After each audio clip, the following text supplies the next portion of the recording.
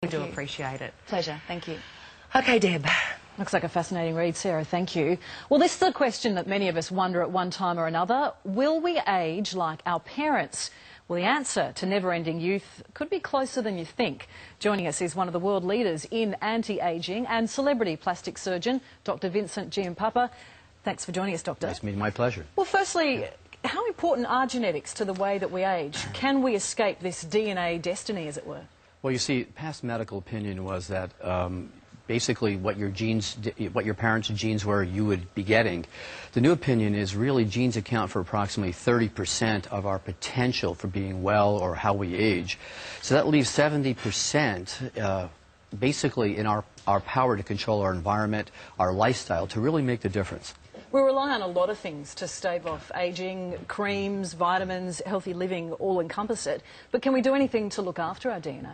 Well, I think the most important thing we've learned at both the research level and clinical level is, number one, is to prevent damage to our DNA, and number two is to help DNA repair itself. Because DNA is really the blueprint inside each one of the 100 trillion cells of our body that dictate our potential for health and how we age. You're involved in the cutting edge of looking at anti-ageing techniques. What are some of the top processes that are helping to stave off ageing? Well, I think some of the most important things to look at are stem cells. Now, in our body, there's two types of general groups of cells, our body cells and our stem cells. It's our stem cells that really create the new cells that keep our body healthy and maintain our health and how well we look and age. So those stem cells produce things called growth factors. And growth factors, now we know, are really the secret to keeping our body healthy at all levels and how we look, how we age, and particularly our skin. And some of the most recent advances in the use of what was laboratory information is now coming out to the public in the form of both skincare and oral supplements.